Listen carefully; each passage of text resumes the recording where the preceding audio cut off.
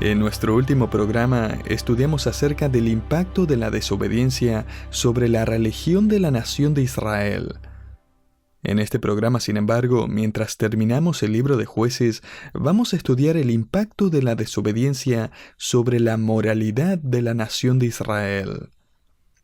Los resultados morales de desobedecer a Dios son devastadores, y los últimos 3 capítulos de Jueces nos muestran el destino final de cualquier persona, nación o sociedad que rechaza la autoridad de la palabra de Dios.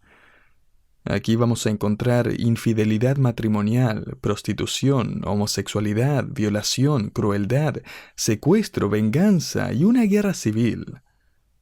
Y quizás esté pensando, genial. No puedo esperar a seguir escuchando acerca de todas las perversiones de esta nación mientras sigue degenerándose. Quizás esté preguntándose, ¿por qué perdemos el tiempo estudiando pasajes como este? Especialmente cuando podríamos estar meditando en el libro de Filipenses o algo por el estilo. Bueno, permítame asegurarle de un par de cosas acerca de nuestro estudio de la palabra de Dios. Y uno es que Dios quiere que estudiemos toda su palabra.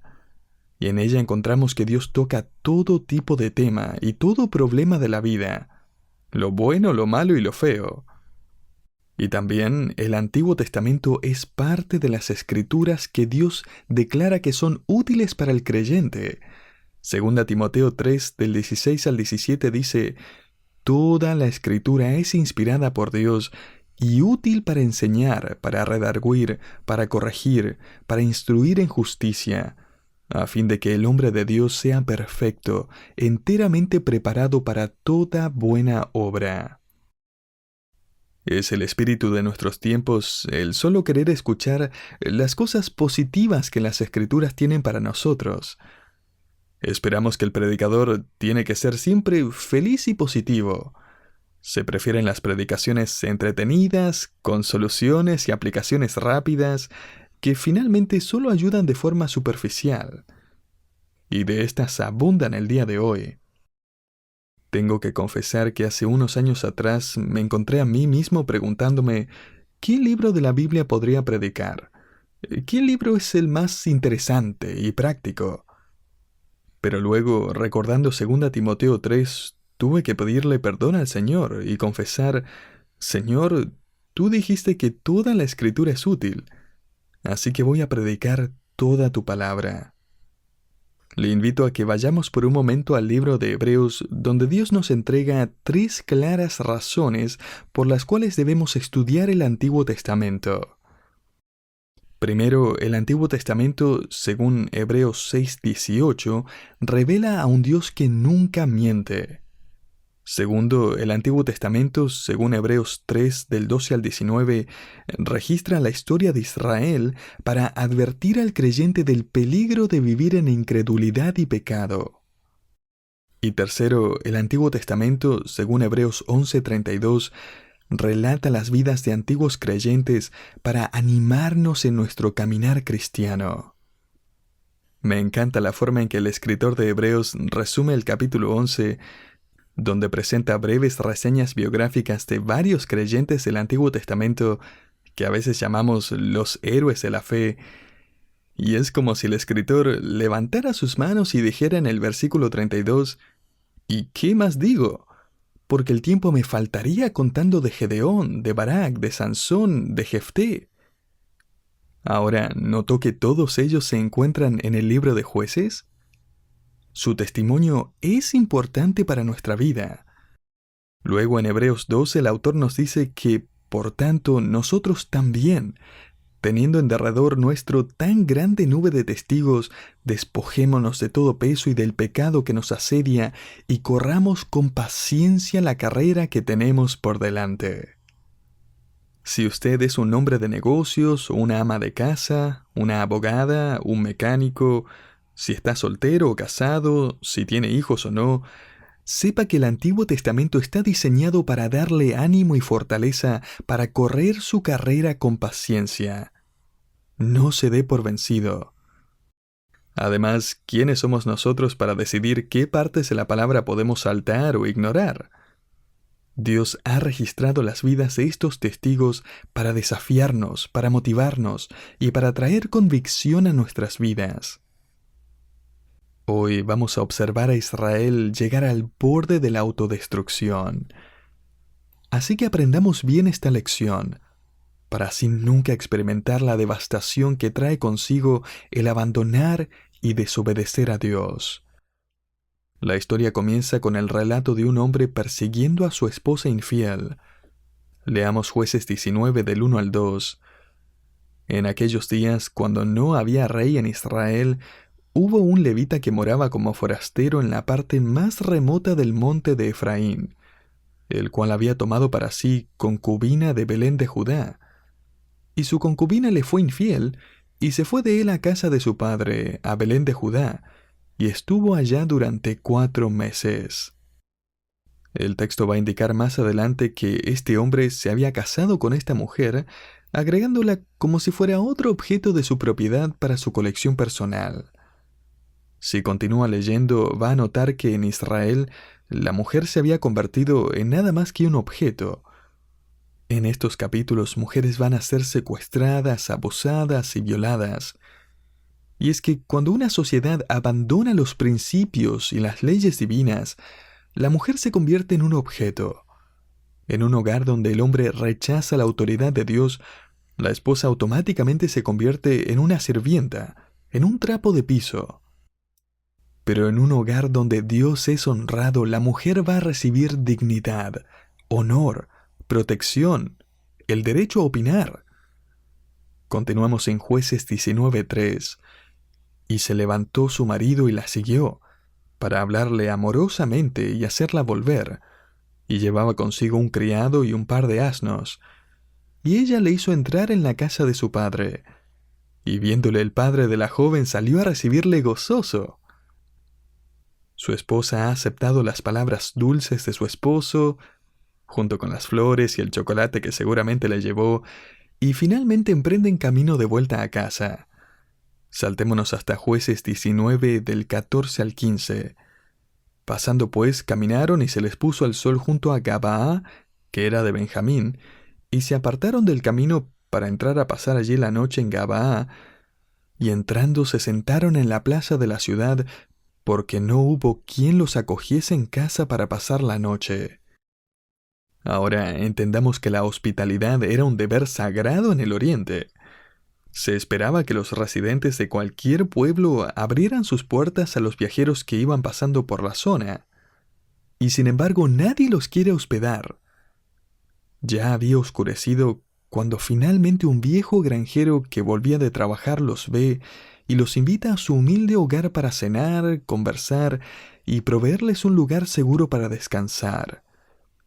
Pero esta linda escena está a punto de ser interrumpida groseramente.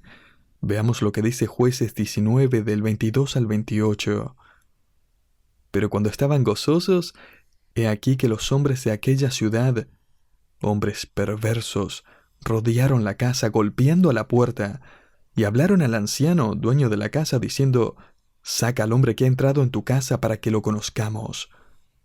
Y salió a ellos el dueño de la casa y les dijo: «No, hermanos míos, os ruego que no cometáis este mal.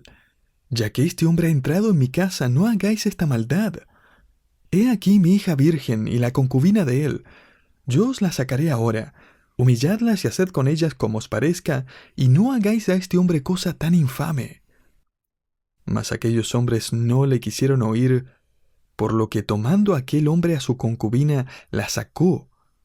Y entraron a ella y abusaron de ella toda la noche hasta la mañana, y la dejaron cuando apuntaba el alba. Y cuando ya amanecía, vino la mujer y cayó delante de la puerta de la casa de aquel hombre donde su señor estaba, hasta que fue de día. Y se levantó por la mañana su señor y abrió las puertas de la casa y salió para seguir su camino.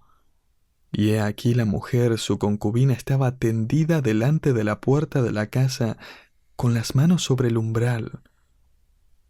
Y él le dijo: «Levántate, vamos». Pero ella no respondió. Entonces la levantó el varón, y echándola sobre su asno se levantó y se fue a su hogar. Ahora sabe por qué este pasaje no está entre los 10 textos preferidos para predicar un domingo en la mañana. Es trágico, es cruel, es inhumano. No sabemos si gritar o llorar. Este pasaje revela la violencia de la perversión sexual. Leemos que los hombres estaban golpeando la puerta o literalmente abalanzándose contra la puerta. Esta escena refleja el episodio en Sodoma registrado en Génesis 19, con la diferencia de que hubieron ángeles en ese entonces para rescatar a Lot de esos violentos pervertidos sexuales. Otra diferencia es que en la historia de Sodoma los pervertidos eran gentiles idólatras. Sodoma y Gomorra estaban abiertamente en contra de Dios. Y sin embargo, en Jueces, los pervertidos eran judíos, eran hijos de Abraham. Algo parecido ha pasado en nuestra generación, porque años atrás las personas que practicaban decididamente la homosexualidad estaban fuera de la iglesia. Hoy por hoy su forma de vida cada vez es más aceptada, y varios son ordenados como pastores. Se bendice su unión en matrimonio, y cuando el resto de las iglesias gritan «pecado», se nos considera como cerrados de mente, intolerantes y fanáticos. Pero a Dios no le ha temblado el pulso al hacer su declaración sobre este asunto. En Romanos 1:21 leemos acerca de los 7 pasos hacia la autodestrucción.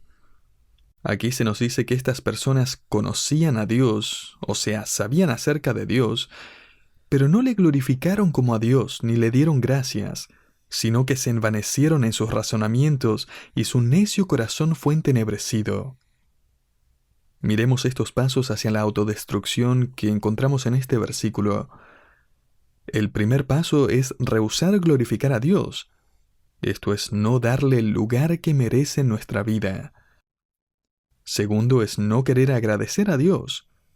Es como decir, Él no tiene nada que ver con lo que me pasa de todas formas. Tercero es no reconocer a Dios, es ignorarlo. Y los siguientes 4 pasos son realmente las consecuencias de los primeros 3. 4. Uno se vuelve un experto en su propia opinión. Como leemos en el siguiente versículo, Romanos 1:22, ellos profesan ser sabios. 5. Uno pierde la habilidad de discernir la verdad. Sus corazones son entenebrecidos, lo que literalmente significa no tienen discernimiento. Sexto paso para la autodestrucción es crear su propio sistema religioso que deja al Creador de lado. Mire Romanos 1:23. Y cambiaron la gloria del Dios incorruptible en semejanza de imagen de hombre corruptible, de aves, de cuadrúpedos y de reptiles. Séptimo y último, Dios los entrega a su propio pecado. ¿Qué hace Dios? Él, en efecto, da un paso al costado y deja que el idólatra se autodestruya. ¿Y cuáles son los síntomas de aquellos que están atrapados en las arenas movedizas de la inmoralidad? Ellos se obsesionan con la inmoralidad sexual, Romanos 1:24, y se obsesionan con la inmoralidad antinatural, Romanos 1:26 al 27. Allí se nos habla acerca de mujeres y hombres que cambian la función natural de sus cuerpos por la que no es natural. El profeta Isaías, bajo la inspiración de Dios, dice: «Ay de los que a lo malo dicen bueno y a lo bueno malo, que hacen de la luz tinieblas y de las tinieblas luz, que ponen lo amargo por dulce y lo dulce por amargo, los que justifican al impío mediante cohecho y al justo quitan su derecho». Isaías 5, 20 y 23. Volvamos ahora al libro de Jueces. En el capítulo 19, versículo 29, leemos que el levita toma a su esposa muerta y la lleva de vuelta a casa. Y llegando a su casa, tomó un cuchillo y echó mano de su concubina, y la partió por los huesos en 12 partes, y la envió por todo el territorio de Israel. 12 mensajeros fueron a las 12 tribus diciendo efectivamente: «Miren lo que ha pasado». Continuamos en Jueces 19:30. Y todo el que veía aquello decía: Jamás se ha hecho ni visto tal cosa desde el tiempo en que los hijos de Israel subieron de la tierra de Egipto hasta hoy. Considerad esto, tomad consejo y hablad. Y esto realmente funcionó. Sacudió y escandalizó a toda la nación para que se dieran cuenta de qué estaba pasando. Sin embargo, dos problemas surgen como resultado del despertar de Israel a este pecado. Permítame mostrárselos. El primer problema es que la tribu de Benjamín defiende a los ofensores inmorales. Note qué dice Jueces 20, 12 al 13. Las tribus de Israel enviaron varones por toda la tribu de Benjamín diciendo: ¿Qué maldad es esta que ha sido hecha entre vosotros? Entregad pues ahora a aquellos hombres perversos que están en Gabaa, para que los matemos y quitemos el mal de Israel. No deberíamos sorprendernos de la forma en que la tribu de Benjamín responde en Jueces 20:14. Mas los de Benjamín no quisieron oír la voz de sus hermanos, los hijos de Israel. El segundo problema que surgió en el pueblo de Israel, además de que los hijos de Benjamín defendieron a los ofensores inmorales, es que la nación no respondió correctamente. La nación toma 3 votos necios. Estos fueron que nadie va a volver a casa hasta que destruyan a Gabaa, que todos los que no quieran unirse a esta misión deben ser exterminados y que van a arrasar con toda la tribu de Benjamín. Y así comienza la guerra. Note Jueces 20 del 15 al 16. Los hijos de Benjamín juntaron a 26,000 hombres que sacaban espadas, sin los que moraban en Gabaa, que fueron por cuenta 700 hombres escogidos. Y fueron contados los varones de Israel fuera de Benjamín, 400,000 hombres que sacaban espada, todos hombres de guerra. Ahora entendamos lo que está pasando. Israel juntó a 400,000 guerreros y Benjamín solo unos 27,000. Las probabilidades de Benjamín no son muy buenas. Pero sorprendentemente Israel va a perder las primeras 2 batallas. ¿Por qué? Porque no van a Dios para pedir su permiso. Ellos solo van a Dios para preguntarle quién tiene que salir primero para la batalla. Mire Jueces 20:18. Luego se levantaron los hijos de Israel y subieron a la casa de Dios y consultaron a Dios diciendo: ¿Quién subirá de nosotros primero a la guerra contra los hijos de Benjamín? Y Jehová respondió: Judá será el primero. Las palabras Judá será el primero son palabras realmente trágicas. Porque si vuelve al principio del libro de Jueces y mira en el capítulo 1, versículos 1 al 2, puede leer allí que aconteció después de la muerte de Josué que los hijos de Israel consultaron a Jehová diciendo: ¿Quién de nosotros subirá primero a pelear contra los cananeos? Y Jehová respondió: Judá subirá primero. ¿Notó lo que está pasando aquí? ¿Ve las consecuencias de la desobediencia? Este es el resultado de que cada persona haya hecho lo que bien le parecía. Los israelitas empezaron peleando contra los habitantes idólatras de Canaán cuando Dios había dicho: Judá subirá primero, pero ellos habían desobedecido y ahora estaban peleando contra ellos mismos, culpa de su pecado. Por cuestión de tiempo no vamos a leer todo el relato de la guerra civil que se encuentra en el capítulo 20, una guerra que casi arrasó por completo la tribu de Benjamín. Leemos en Jueces 20:48 que los hombres de Israel volvieron sobre los hijos de Benjamín y los hirieron a filo de espada, así a los hombres de cada ciudad como a las bestias y todo lo que fue hallado. Asimismo pusieron fuego a todas las ciudades que hallaban. Los varones de Israel habían jurado en Mizpa diciendo: Ninguno de nosotros dará su hija a los de Benjamín por mujer. Y vino el pueblo a casa de Dios, y se estuvieron allí hasta la noche en presencia de Dios, y alzando su voz hicieron gran llanto y dijeron: Oh Jehová, Dios de Israel, ¿por qué ha sucedido esto en Israel, que falte hoy de Israel una tribu? Típico. Llegan las consecuencias del pecado y todos miran al cielo y le preguntan a Dios por qué. Parecen incapaces de entender la conexión entre una acción y sus consecuencias, ya que sus corazones y ojos se habían alejado de la verdad de Dios.